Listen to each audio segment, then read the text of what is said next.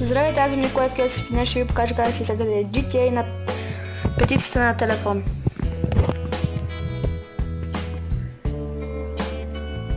Влизате в Google и пишете GTA на 4.5 на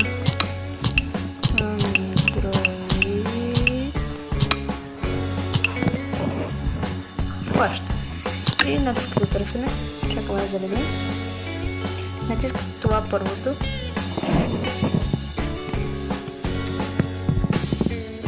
Слизате надолу и пак натискате това първото.